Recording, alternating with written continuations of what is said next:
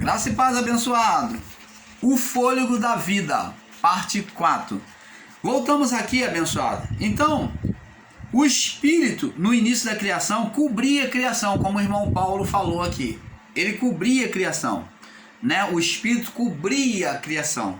Ele era aquela brisa, aquela respiração que trazia vida, iria trazer vida à criação. Então, está ali, pairando sobre o H2O, que é água, né? Uma molécula de hidrogênio e duas de oxigênio, H2O, né? Então, ele era a essência, a vida. Ele respirava, o Espírito respirava a água.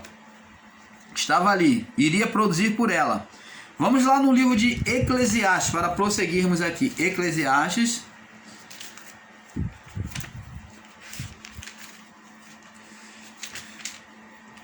Eclesiastes, para nós terminarmos esse vídeo. Eclesiastes, no capítulo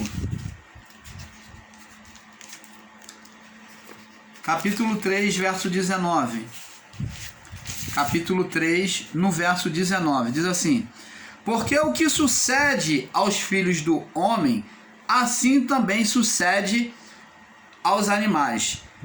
E lhe sucede a mesma coisa. Como morre um, assim morre o outro. Todos têm o mesmo fôlego. E a vantagem dos homens sobre os animais não é nenhuma, porque todos são vaidade.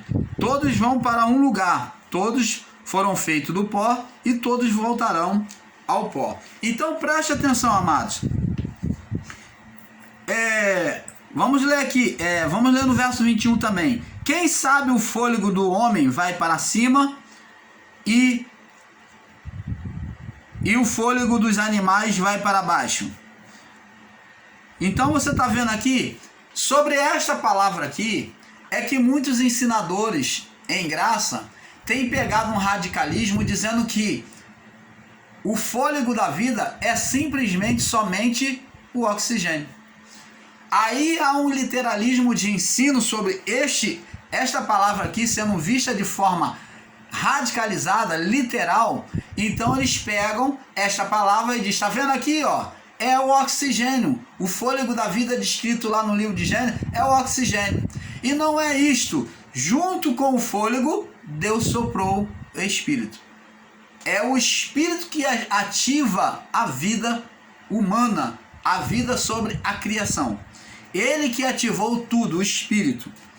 Então, nós temos o Espírito com letra minúscula, por quê? Porque é uma parte de Deus.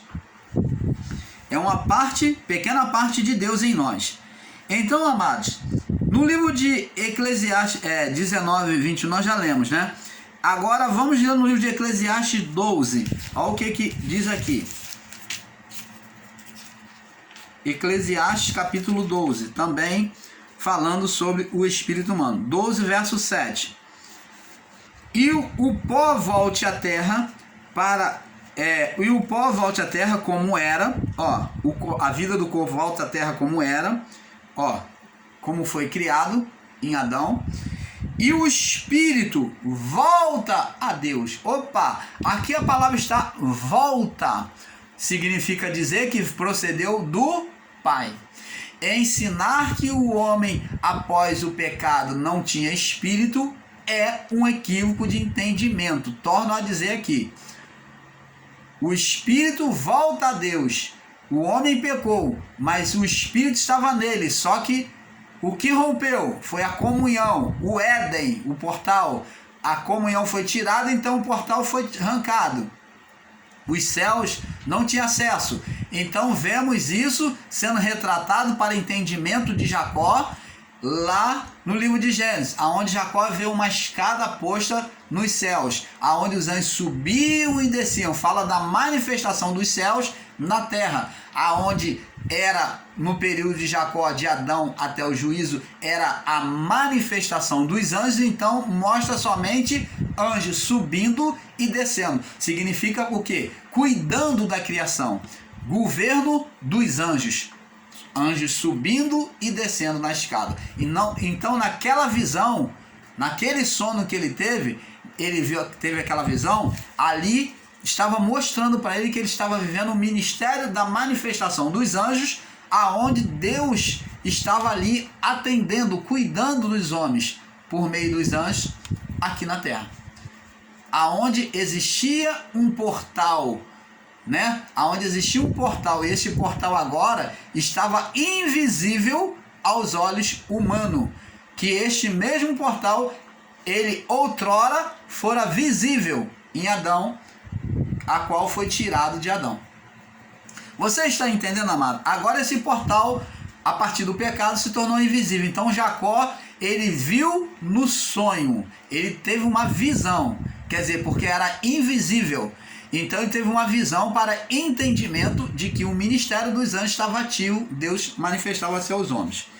Então Jacó, com entendimento, disse: agora veja que o Senhor está neste lugar, e aqui é o portal dos céus. Então ele colocou uma pedra ali, e ali fundamentaria a casa de Deus. Ele fez um voto ali sobre aquela pedra, de que agora ele não temeria, mas que ele iria caminhar crendo em Deus, e que tudo que viesse na mão dele, se Deus desse a ele força, pão para comer, ele queria apenas pão para comer, roupa para vestir, e ele queria tornar em paz, ele queria a paz de Deus para voltar à casa dos seus pais. Então, de tudo que viesse à mão dele, se Deus concedesse a ele isso, tudo que viesse à mão dele, ele daria 10% ao Senhor, ele daria o dízimo. Então, ele mostrou ali uma fidelidade, um pacto com Deus. Foi Jacó que assumiu esse pacto. Deus não mandou, tá? Bom, vamos lá.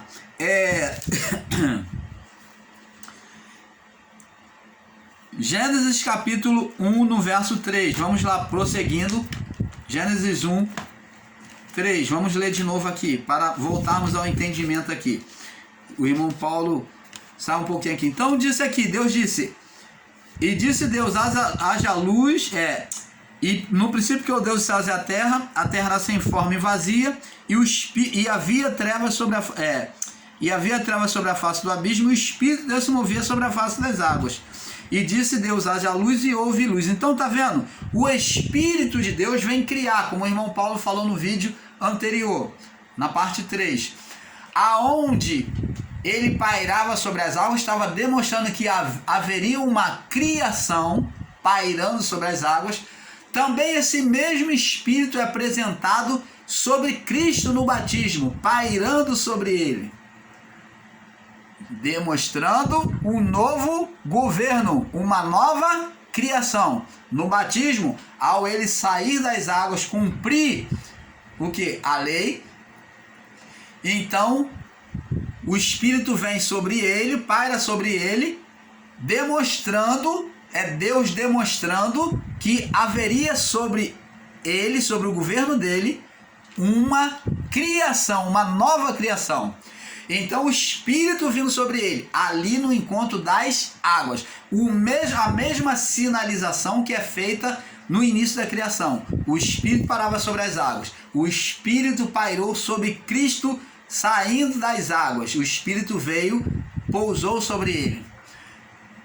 E você vê que agora, após ele ser batizado, amados, o Espírito vir sobre ele, então começa-se um ministério. O ministério de Cristo só começou verdadeiramente após o batismo. Após o batismo, ele se apresentou para iniciar o seu ministério. Preste atenção. A partir daí, o Espírito é retratado lá sobre o livro de Levítico. Vamos lá. Deixa eu ver se eu acho aqui para vocês. No livro de Levítico, é descrito no verso...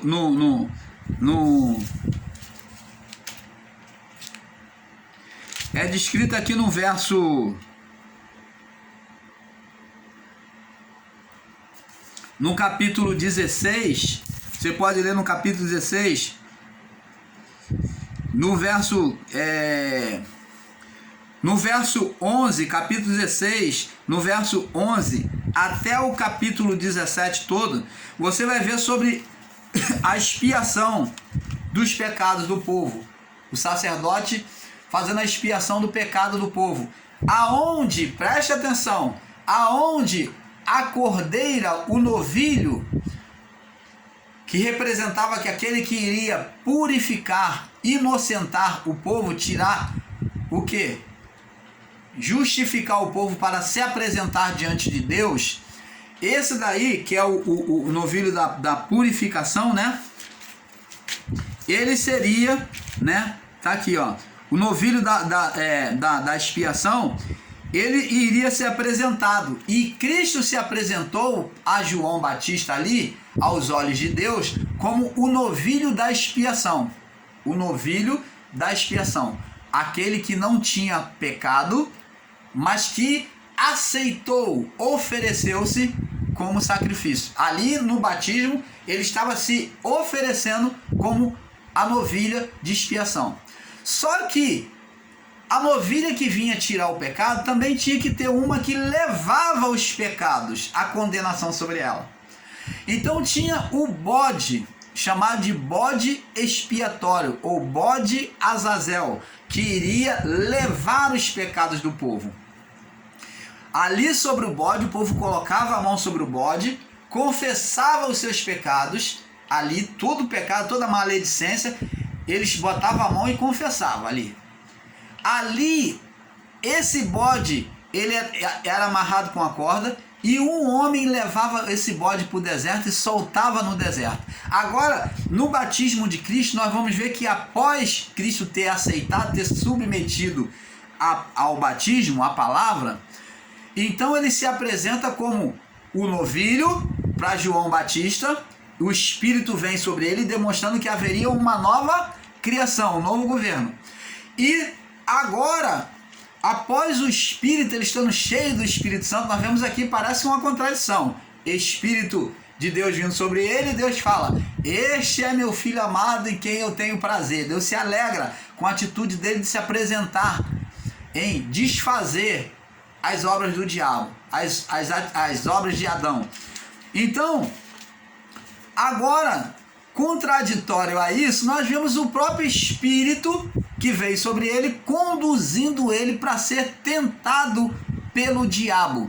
Esse diabo aqui não pode ser apenas a carne, mas sim relacionado a um ser maligno que iria incitar a carne de Jesus. Por quê? Porque o bode expiatório, o Azazel, ele era levado por um homem ao deserto e soltado lá para levar os pecados do povo, morrer lá, apartar do meio do povo. E lá o bode morria. Cristo foi conduzido pelo Espírito Santo ao deserto. Opa! Então, ele agora iria sofrer a condenação sobre a carne. Ele iria sofrer agora a tentação sobre a carne. E quem iria incitar a carne dele? Tinha que haver alguém para incitar a carne dele. Tinha que haver alguém para falar, para poder estimular para ele o caminho do erro a ele. Quem? O ser espiritual, o invisível, Satanás. Então lá no deserto ele é tentado por Satanás. Você está vendo aqui, amado, que esse todo batismo de Jesus até o deserto demonstra uma manifestação de uma nova criação sendo refeita ali por Jesus, sendo feita uma nova criação. O batismo, o Espírito pairando, e após Jesus cumprir toda a cruz, né, toda a condenação dele, como bode expiatório, ou a serpente de bronze, né, que recebeu a maldição, o castigo do povo, Isaías 53. Então, o que acontece? Após isso, ele ter cumprido a cruz, ter ressuscitado, agora ele diz, espera todos vocês, fala para os discípulos, em Jerusalém, até que do alto vocês sejam revestidos do poder. O Espírito Santo se cumpra a promessa do profeta Joel. Perdoe. Então, o que acontece? No Pentecoste, o Espírito paira também, agora também sobre o povo, mas de uma forma agora como? com línguas repartidas como de fogo. Ele vem como um vento veemente, forte e impetuoso. O som dele não vem como um vento, mas um som como de um vento. E os discípulos veem línguas repartidas como de fogo. Fala de purificação. De purificação, aonde estava se queimando a palha. Lembra lá que João disse? Porque ele tem a pá na tua mão, e ele recolherá a pá no celeiro e queimará toda a palha. Então, a partir do governo de Cristo, a palha iria ser queimada. Impurezas da natureza carnal, dos pecados, naquela época. Você está entendendo, amado? Então o Espírito vem apurar agora, na manifestação dele sobre a nova criação, ele vem apurar. Quando ele vem sobre agora uma nova manifestação, não mais como pomba, mas para o novo governo, para a igreja de Cristo que estava ali nascendo, né?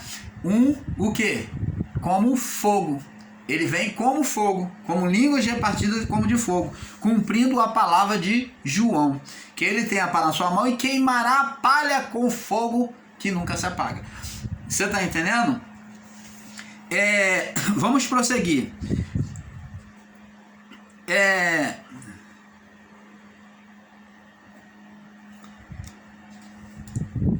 Amados, a profecia de Ezequiel 37, do 1 ao 14, mostra também que Deus faria com os mortos após a cruz de Cristo. Então fala da ressurreição. Vamos lá, nós já lemos, vamos ler de novo. Ezequiel 37, né? Nós já estamos terminando, tá? Ezequiel 37, no verso do 1 ao 14, diz assim: E veio sobre mim a mão do Senhor, e ele me fez sair no espírito do Senhor, e me pôs sobre o meio de um vale que estava cheio de ossos, e me fez passar em volta deles, e eis que eram muito numerosos sobre a face do vale, e eis que estavam sequíssimos. E me disse: Filho do homem, porventura viverão esses ossos? E eu disse: Senhor, tu sabes. Então me disse: profetiza sobre esses ossos e diz-lhes: ossos secos, ouvi a palavra do Senhor. Assim diz o Senhor Deus a estes ossos: eis que farei entrar em vós o espírito, tá vendo? O fôlego de vida, e vivereis, e porei nervos sobre vós, e fareis crescer carne sobre vós, e sobre vós estenderei pele, e porei em vós o espírito, e vivereis, e sabereis que eu sou o Senhor Deus. Você está vendo? Aqui, amado, você vê aqui que este acontecimento, do 1 ao 14, você depois pode ler, fala sobre a ressurreição dos espíritos nos últimos dias. Também é referente à ressurreição dos espíritos. Dá para demonstrar para nós como foi criado o homem Adão, só que aqui não estava em ossos secos, estava como pó da terra, e que entrou nele carne, tendão, nervo. Foi criado no homem carne, nervo, né? De repente foi lá, Deus soprou e se estendeu e formou o homem. Você está entendendo, amado? Então, abençoados, nós, o canal Luz da Graça,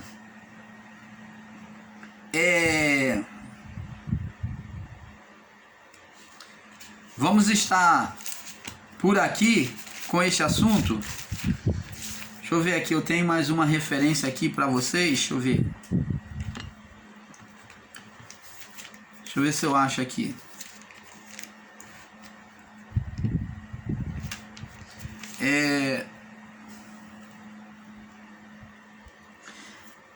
Para fechar, nós vamos fechar aqui com essa referência. Tiago capítulo 2, verso 26. Diz assim: porque assim como o corpo sem o espírito, assim como o corpo sem o espírito está morto, assim também a fé sem obra é morta. Tiago faz uma comparação. O corpo sem a essência divina, o espírito que procedeu de Deus, ele não tem como ter vida. Então, O corpo não vive só de oxigênio como muitos estão ensinando, não. O corpo depende do espírito. E o espírito é que dá vida ao corpo. Um corpo morto, sem oxigênio, ele pode viver se o espírito voltar para ele. Como aconteceu já muitas ressurreições. Porém, um corpo com oxigênio não pode viver sem o espírito. Você está entendendo? Um corpo sem oxigênio pode reviver pelo espírito. Porém, um corpo com oxigênio não pode ter vida sem o espírito. Com isso, o canal Luz da Graça fica por aqui com este assunto, esperando, meu amado e abençoado no Pai, que vocês tenham tido perfeito entendimento dentro desta palavra, tá bom? Vocês nos perdoem se não pudemos passar o entendimento mais perfeito para vocês, mas é um pouco aqui, um pouco ali. Fiquem todos na paz, tá? Excelente dia a cada um de vocês. Paz.